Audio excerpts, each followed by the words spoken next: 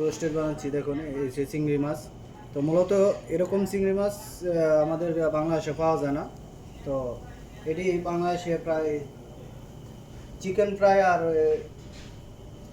চিংড়ির roasted same same. তো চিকেনের চেয়ে চিংড়ির রোস্টেড খেতে অনেক মজা। তো এখানে দেখুন, এই যে